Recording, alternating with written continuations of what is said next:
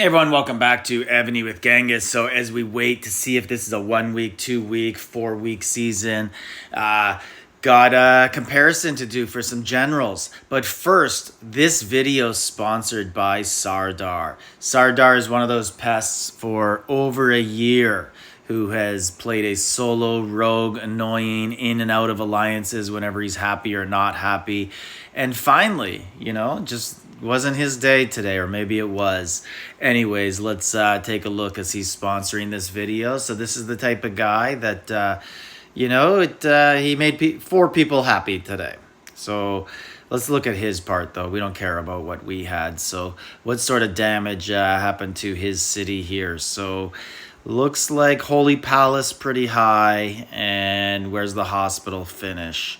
Where are we at here? It looks like he could probably rebuild most of this, actually. It'll be a bit costly because he's a classic I hate alts, I hate bots, I hate everyone guy. Everyone's a cheater. It's the only reason I'm not the best in the game. And so it looks like a lot of Holy Palace. So basically all T1's dead. That's it. So lucky for him. He should be fine. Maybe he'll be happy again. And anyways, let's get back to today's video. So one thing that Evony has done recently is they added a new keep officer. Why? Why do we need a new keep officer? You couldn't give us this officer for a different building? Now, it was only in the final cake, and I only got it because it was in last event, like 2 events ago, the Dragon Battle event. Otherwise, I was pretty much done coining and came up, and I was like, okay, well, I guess I'm getting this general. So I already have a Menshikov, and I have a Shoka. And I wanted to compare them. So let's look at them. So we'll go into subordinate city view and see which one you should go with. So I've wrote down what their final stats are, but we'll look at them first just to give you a general idea. So the poorest man's one is Menshikov. He's available in the tavern and he's solid. There's nothing wrong with him.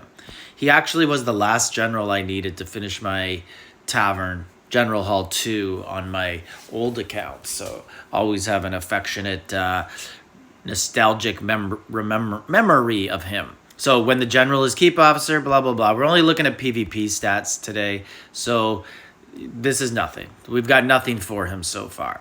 But he's actually pretty good at PvP. So in-city troop defense 15, that's 60%.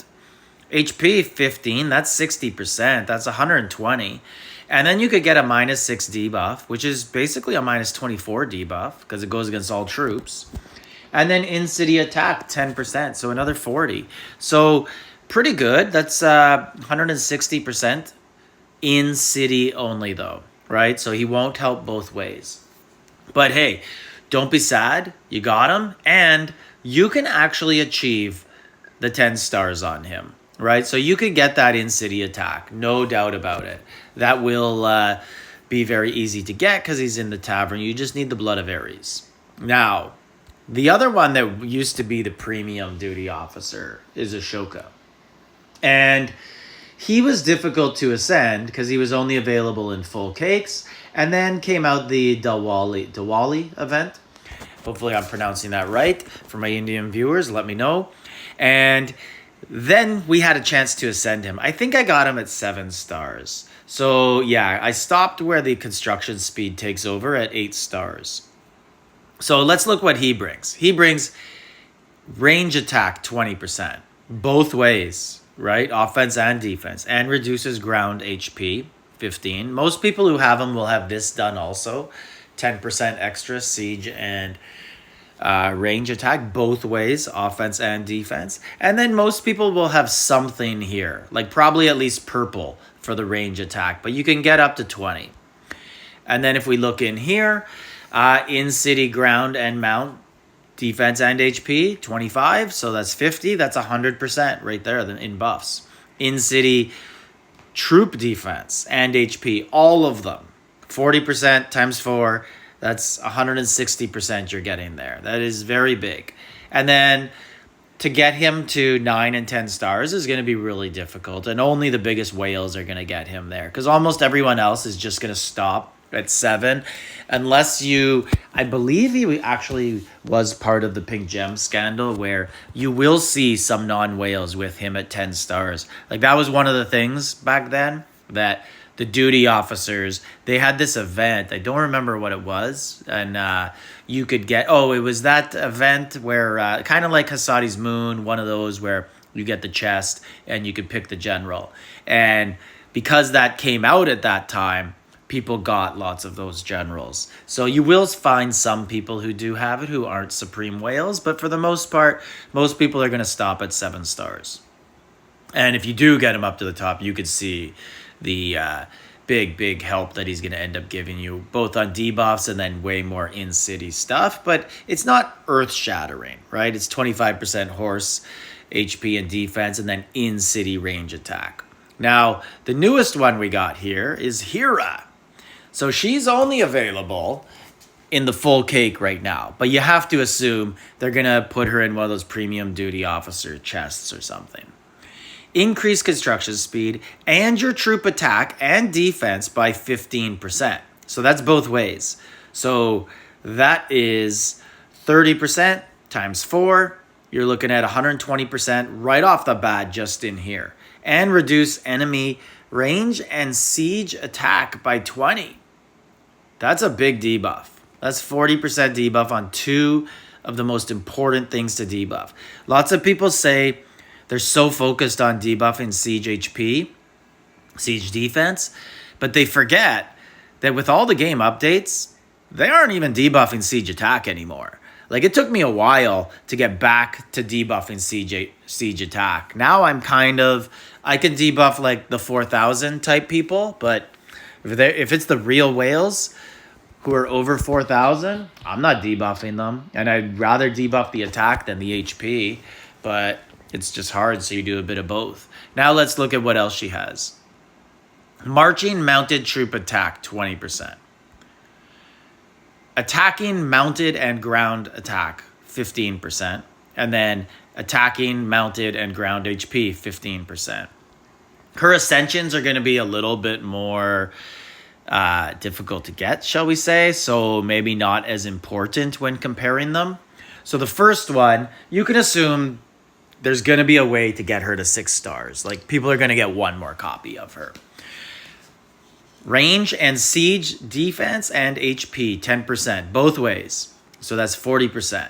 And then maybe, if you get really lucky, you could get this next in-city ground and mount defense, 25-25. But that's going to be, for your biggest people, and that's going to cancel out some of the Ashoka mounted and ground stuff. And then as you continue to go down there, it really is mostly in-city stuff. So other than the final one, which is more debuffs for siege and HP and defense. But let's compare them on paper. So my first feeling here is that Ashoka would still be the way to go. Very rarely would you use her, especially if you had an Ashoka well up. So let's look at them. So I wrote them down here, and Menshikov is going to give you 15 defense, 15 HP for all troops, 10% attack all, in-city, archer, 6 debuff. So that's all the buffs that Menshikov is going to give you. So that basically works out to 30, 40, and times 4, that's 60% buffs in city only, and a 6% archer attack. So he's pretty light, especially since he doesn't help the offense. But don't be ashamed if that's what you got. He's pretty good for a free duty officer.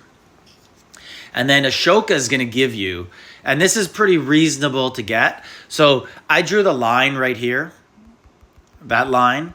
That's basically, you could attain this with Ashoka. This is 7 stars. So at 7 stars with Ashoka, you're going to get 50% archer attack. So just that alone, because it's offense and defense, I think makes him better than Menshikov. Plus, you're going to get siege attack 10 both ways. You're going to get a ground HP debuff. And then you're going to get some in-city ground mount HP defense 25. and all HP defense 20. So he's definitely better than Menshikov if you have him. Don't be like me. Don't be lazy. Don't forget to put him on your keep in battlefields. I always forget to do it. Other than like all-stars, I very rarely change and put him on. I should actually just leave him as my default person and have him on, and then put Menshikov on when I'm building. And now, Hira. What can you get here? And these are the reasonable buffs. So this is 7 stars and down for Hira. You'll get all attack and defense 15%. You'll get marching, mounted, and ground. So 35 marching mounted attack, 15 ground attack. Then you're going to get mounted ground HP 15 and range siege defense and HP 10. It's really hard for me to understand why they felt the need to add another keep officer. She doesn't even really seem to be better than Ashoka. Like, if you didn't have Menshikov and Ashoka, and you couldn't swap them out when you're doing construction speed, because Hira does construction speed as well, then I could see why you'd like her. But the fact that most people do have both Ashoka and Menshikov, if they are, the larger people in a battlefield alliance, she just seems repetitive and not quite as good. She does do some stuff, obviously, right? Like, you could put her on your wall, just switch her on in battlefield if you get into a defensive stance, right? Like, hey, I'm getting rallied. It's me, end of all-stars. I need some defensive points. Yeah, because she does some really important stuff, some siege stuff in city, and some all-troop attack and defense. Yeah, but other than that, I don't see her being very useful in a lot of situations. So let me know in the comments what you guys think about it. I think Evony really dropped the ball with Hira. They should have just put her on a different building where there isn't a duty officer already. Maybe put like a separate slot for a wall officer who's not the main city defense general. I don't know, but they could have done something better with this. Maybe put her on the arsenal. Give us an actual need for the building. Like, subscribe, leave a comment.